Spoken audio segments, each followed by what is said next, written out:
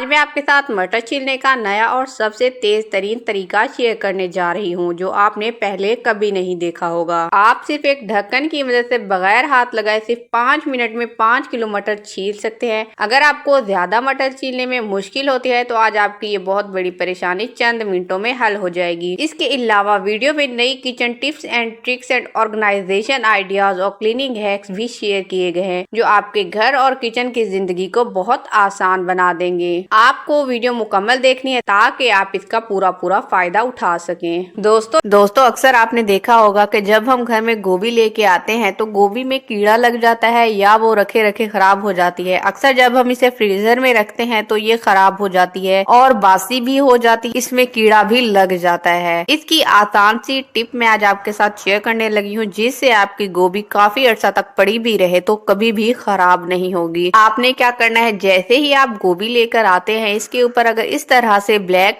के ऊपर फंगस लगा हुआ हो तो आपने इस फंगस को फौरन से ही छुरी की मदद से उतार देना है। जैसे मैं आपको वीडियो में दिखा रही हूँ आपने इसी तरह अगर आपकी गोभी के ऊपर फंगस लगा हुआ है तो इसे आपने अलग कर देना है, मतलब के उतार देना है। जितनी भी आपके पास गोभी हो तमाम के ऊपर आपने इस तरह से छुरी की मदद से उतार देना है। इससे क्या होगा, हमारी जितनी भी गोभी होगी वो कभी भी खराब नहीं होगी। आप इसे जितना अरसा स्टोर करके रखें ये बिल्कुल भी खराब नहीं होगी क्योंकि इसके ऊपर जो फंगस लगा हुआ था ये सारी ही गोभी को खराब कर देता है। इसीलिए जब भी गोभी लेकर आए अगर इसके ऊपर इस तरह से फंगस लगा हुआ हो तो आपने इसको उतार देना है। ये मेरी छोटी सी टिप है, आपके जरूर काम आएगी। तो जैसा कि आप जानते हैं ज्यादा मिकदार में मटर छीलना बहुत मुश्किल हो जाता है और इसमें बहुत ज्यादा वक्त लगता है। आमतौर पर जब हम एक दाना निकालते हैं तो इसमें भी घंटों लग जाते हैं। खास तौर पर अगर अकेली घर में खातून हो और मदद करने वाला कोई ना हो तो काम और भी ज्यादा मुश्किल हो जाता है। लेकिन आज मैं आपके साथ मटर छीलने का ऐसा आसान और तेज और जबरदस्त तरीका शेयर करने जा रही हूँ जिससे आप चंद मिनटों में किलो के हिसाब से मटर छील सकती हैं, वो भी बगैर किसी थकन के। सबसे पहले आपने एक देगची ले लेनी है। आपने खुले साइज का बर्तन इस्तेमाल करना है जिसमें मटर आसानी से आ जाए। अब इस बर्तन में इतना पानी डालें कि मटर अच्छी तरह से डूब जाए। इसके बाद बर्तन को चूल्हे पर रखें और इस पर ढक्कन ढाँप दें। इसके बाद आपने इसे चूल्हे पर रख देना है। जब तक पानी गर्म होने लगे और 2 उबाल आ जाए तो मटर को तकरीबन 5 से 6 मिनट तक इसी गर्म पानी में रहने दें। दरमियान में 1-2 बार मटर को ऊपर नीचे भी कर ले ताकि ऊपर वाले और नीचे वाले मटर यकसा तौर पर नरम हो जाए। आपने मटर को ज्यादा देर बॉईल नहीं करना, सिर्फ 5 से 6 मिनट के लिए इसे बॉईल करना है ताकि मटर नरम हो जाए। अब यहाँ आता है असल कमाल का तरीका। आपने क्या करना है, एक ढक्कन ले लेना है और ढक्कन की मदद से आपने हल्के हाथों से प्रेस करते जाना है। जब आप इस तरह से प्रेस करेंगी तो मटर बहुत ही आसानी से निकलना शुरू हो जाएंगे। बस मटर के ऊपर रख कर हल्का सा दबाए, दाने खुद ब खुद बाहर आ जाएंगे।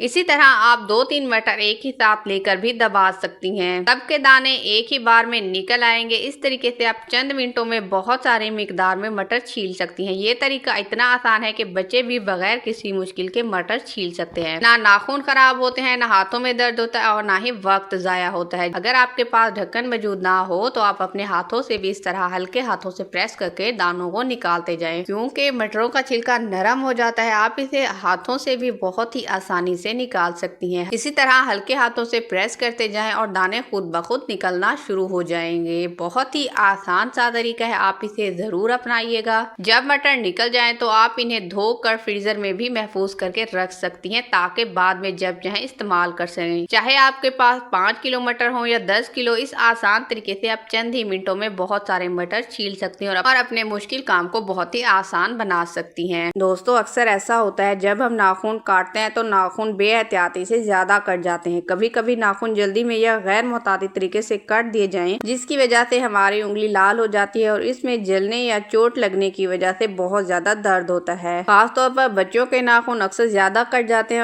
और इसके बाद बहुत ज्यादा रोते हैं या परेशान होते हैं। इसका बेहतरीन हल ये है कि स्टील का चम्मच लेकर इसे हल्का सा थोड़ा सा गर्म कर ले, लेकिन ख्याल रहे कि चम्मच को सिर्फ इतना ही गर्म करे कि आपकी उंगली जल ना जाए, सिर्फ थोड़ा सा ही गर्म करना है। अब इस गर्म चिमचे को वहां लगाएं जहां नाखून ज्यादा कटा हो या जिल्द जख्मी हो। ये छोटी सी टिप फौरी तौर पर खून बहने या जलने के असर को कम करती है और उंगली में सुकून पहुंचता है। ये तरीका खास तौर पर बच्चों के लिए बहुत मुफीद है क्योंकि बच्चे अक्सर नाखून काटने के बाद बहुत रोते हैं और ये ट्रिक उनकी उंगली के दर्द को फौरन कम कर देती है। दूसरा टिप भी मेरी इसी से ही मुतल्लिक है जाती है या हम तवे पर रोटी रोटी पका रहे होते हैं जिससे हमारी उंगली जल जाती है, तो इसकी बेहतरीन सी टिप ये है कि आपने क्या करना है, आपने कोलगेट या कोई भी टूथपेस्ट जो आपके घर में मौजूद हो आपने वो ले लेनी है और जहाँ पे आपका हाथ जला हुआ हो आपने इसको वहां पर लगा देना है। दोस्तों टूथपेस्ट ठंडा होता है, जब जले हुए पर हम लगाते हैं तो इससे हमारे हाथों को ठंडक पहुंचती है और इससे जलन भी कम हो जाती है। जब भी आपके हाथ जले या पाँव जल जाए या कोई भी मसला हो तो आप इस टिप को जरूर आजमाएं।